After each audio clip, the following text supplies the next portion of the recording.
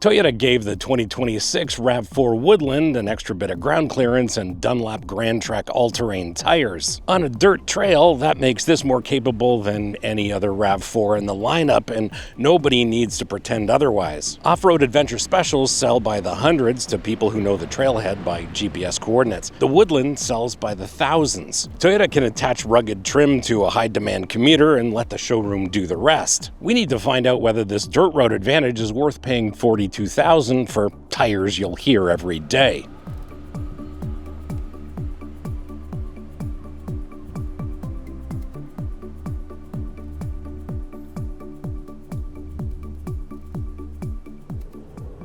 That 236 horsepower number is shared with every other RAV4 hybrid all-wheel drive, but the difference with the Woodland are the bits between the drivetrain and the road. The hybrid drivetrain is impossibly smooth, the electric motors fill in any kind of torque gaps that you might experience, and the four-cylinder only shows up when you really need it. This all-terrain tire only starts charging rent when the road opens up. At highway speeds, this is just doing normal RAV4 hybrid things, except it's dealing with a rolling resistance problem intentionally created by Toyota. The naturally aspirated four-cylinder is doing lots of hard work, but it's mostly in the background because most of the time you forget that it's there. Plus, at part and even up to moderate throttle, it's assisted by the electric motors doing a little bit of polite assistance. Ask for maximum acceleration with full throttle, like when you're accelerating up to highway speeds. The engine spins itself up to about 5,200 RPM, plants itself there, and then waits for road speed to catch up. And that, my friends, is the CVT living out its life's purpose. And yes, I know this is an ECVT. I know what an ECVT is, and this is not the forum for that discussion. Still, the ECVT is probably the least loved component in the drivetrain because still a lot of drivers were raised on gears and expect them to be here. There are no stepped gears here. The system chooses an engine speed and lets the planetary gears do their magic. However, when you select sport mode, it raises the engine speed target and actually adds some stepped logic. If you miss shifting gears in an ECVT, Toyota has provided some simulated ones, which is thoughtful in the same way an elevator closed door button is thoughtful. Toyota calls the rear axle electronic on-demand all-wheel drive, and what that really means is you have an electric motor back there that makes 89 pounds of torque. What that also means is there's no drive shaft running from the front to the back, and there's no transfer case back there either. It's a clever setup, and what that means is that this RAV4 can engage that rear axle well before the front tires decide to embarrass themselves without dragging the hardware of a conventional all-wheel drive system around all day. In a hybrid all-wheel drive crossover that's dressed up for going off-road, that's the one part that's not pretending. If you press this EV mode button at lower speeds, this Woodland will travel around on electric only, provided the temperature, the battery, throttle position, and this RAV4's mood all agree. Subscribers get notified when new episodes drop on this channel. Everybody else leaves it to the algorithm. And if you want to see when new episodes drop on this channel, well, that's what the subscribe button's for. I'm legally required to tell you that this segment is sponsored by Go Clean. I'm ethically required to tell you that I use their waterless car wash. Here's the reality of filming cars. They don't have to be perfectly clean, but they have to be clean enough to survive a close-up. I call that video clean. For that job, this waterless car wash is ideal. A few sprays, quick wipe, and the car goes from someone drove it here to camera ready in minutes. I'm not going to oversell it. I use it, I like it, and it's in my kit now. That's video clean. Use code MAX15 for 15% off.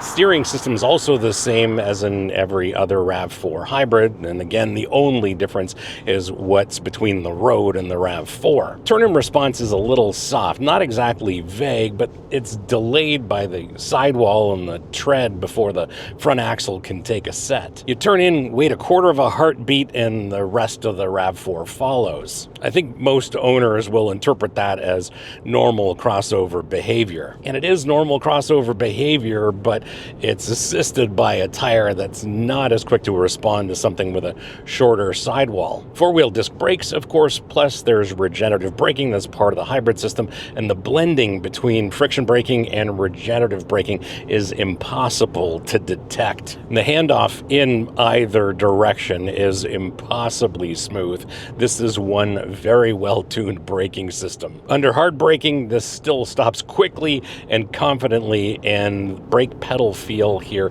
is excellent. Even with this all-terrain tire under hard braking, this Woodland stops quickly and confidently, and I love the feel of this brake pedal. It's soft on initial application to allow you to make smooth stops, but once you get into that pedal, it's firm and progressive all the way through travel. Suspension's based around McPherson struts at the front, multi-link at the rear, and there's really no mystery here. There's no secret off-road subframe or suspension geometry going on with the Woodland. This trim adds a tire with more sidewall and some roof hardware to a vehicle that already knew how to be a RAV4. When the corners get interesting and you turn in, the first movement is body roll, and it's not excessive because the suspension's not fundamentally different from any other RAV4. In the corners, it takes a set and just happily tracks through the corner. What you don't get is a lot of feel or feedback from those two front contact patches through to the steering wheel, but if you are paying attention, there's a bit of feedback that comes from the chassis so that you can understand what all four contact patches are doing. I think Toyota's happy to tell everybody in every press release written about this RAV4 that this latest generation RAV4's platform is stiffer than ever before. And that's a good thing, because with a more rigid chassis, that allows the suspension to work a little bit easier. Body and wheel motion is well controlled on off-road trails like we've driven on today, or even on rougher road surfaces. Those impacts really don't translate into the cabin. Damping is definitely tuned on the softer side, and some owners, I'm sure, will call this plush, but it's not quite luxury car plush. It's the right amount of compliance in the suspension, also with the fewest number of compromises. I didn't think that the crossbars on this Woodland spec roof rack were going to add too much noise to the driving experience, but indeed, at highway speeds, there is definitely noise coming from that roof rack. When we do find ourselves off the beaten path, sure, the trail mode is helpful in a genuine way. However, on this channel, we know it's all about the tire, and these all-terrains do a fantastic job. Where the limitation lives is in ground clearance, even though this has a bit more ground clearance. Plus, if you find yourself seriously off the beaten path, as I discovered, you could use a couple more degrees of approach angle. Still, I think about the part of the world where I grew up, which was all dirt roads, and those went on for miles before I ever found a paved one. And for people who live in areas like that, this makes a lot of sense. If you want to support the channel beyond just watching, the link to our merch store is here, and your support there means more time for us to produce episodes like this, less time worrying about industry access. No pressure, just an option.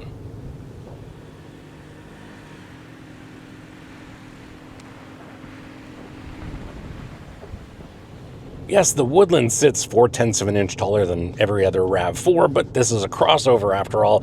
Those 4/10 of an inch are pretty much meaningless when we're talking about a crossover seating position. Still, you sit tall like crossover owners expect. You can see a little bit of the hood, and you've got great visibility in all directions. In this Woodland, the driver's seat is powered, the passenger seat is not, but for me, I'm set up perfectly behind the wheel. There's plenty of adjustment in the steering column and the seat for just about anybody to get an effective seating position here. Seats are comfortable and supportive. There's modest bolstering here, not sports car levels of bolstering to keep you in place when the corners get interesting, because that's not what this Woodland is about. For this adventure-oriented Woodland, the Softex upholstery is right on point. It seems very durable. You know it's not leather, but it does seem like it's going to last forever. Large outboard mirrors, decent view at the back through the rear view mirror, and set all of these up properly, and blind spots aren't real. Still, this has all the cameras you'd expect for your parking lot adventures, and in tight confines, you will use them. These are not an afterthought. With this new Arene system, Toyota has moved most of the climate controls to a row of shortcuts across the bottom of the screen. Sometimes it does require you taking your eyes off the road to make some adjustments, but for the most part, I appreciate the fact that the temperature adjustments remain buttons. Thankfully, volume is still a knob in the middle of the dashboard, which is great, and there are redundant audio controls on the steering wheel. You can describe the ergonomics as modern Toyota, and yes, some things have moved to the screen, but the rest of it is very logical, very sensible, and overall very sane. There's a range of soft and hard materials throughout the cabin, but you're reminded that this is a Toyota and everything is finished to a very high level, feels high quality, and is screwed together properly. One way to characterize this interior is that I think Toyota engineered it to outlast the lease. It's all very purposeful in here, and if you're looking for some kind of cabin theater, you're going to have to look somewhere else. The hatch hides what is perhaps the most defensible part of this Woodland trim. It's a 120 volt AC outlet, and it's unique to Woodland, and it's a very useful feature because it does an actual job. It'll run a small fridge, charge some devices, inflate some water toys when you're at the lake. It'll generally keep a small campsite or a tailgate party running without having to bring a generator. Cargo space is the same as all other RAV4s, which is to say it's generous. Plus, for those counting, there is a spare tire under the floor. And for those who are going to ask, this will tow up to 3,500 pounds, which is the same as every other RAV4. In my view, however, if you're intentionally purchasing a Woodland, my guess is there's a good chance you may tow a small trailer from time to time. If this episode gave you more information than a brochure or a press release, please hit like. It tells YouTube to share this episode with other people like you interested in an episode like this. Takes just a second.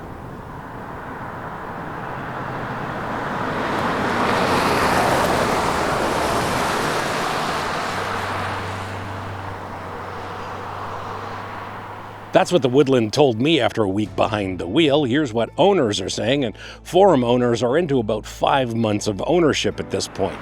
It's early enough that nobody's written a long-term novel yet, and late enough for the first annoying chapters to appear. Patterns are already starting to emerge, and the most discussed mod is removing the roof rack crossbars. Multiple owners report taking them off drops away highway wind noise in a meaningful way. The Woodland is the only trim that gets an acoustic laminated windscreen. Toyota engineered the cabin to be quiet, then bolted noisemakers to the roof and called it rugged styling. As most of you know, Toyota moved the climate control's fan speed to the touchscreen. Adjusting that on rough surfaces either on or off-road is a no-go. Forum threads show a meaningful share of previous RAV4 owners using this specifically as the reason they're skipping the 2026. I haven't experienced this, but according to owners, the Arene operating system is delivering some first-generation bugs right on schedule. Owners are reporting Sirius XM going silent frequently, and the software update page failing to load 30 minutes in. And it seems Toyota owners aren't used to that kind of teething pain. Owners call this Cablegate. It's the high-voltage cable corrosion problem with the hybrid all-wheel drive model,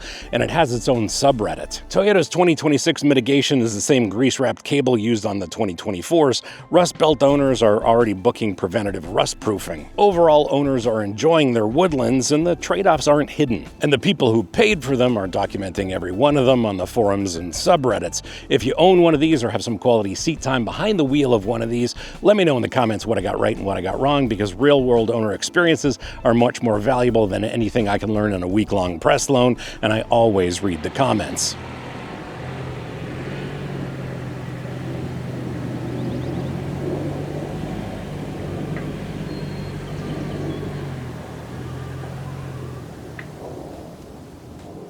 The Woodland's extra ground clearance and all-terrain tires do exactly what Toyota says they do. On a dirt trail, it has more margin than any other RAV4 in the lineup. The Woodland is rated at 41 miles per gallon city versus 45 in the XLE Premium, and the mileage penalty doesn't take weekends off.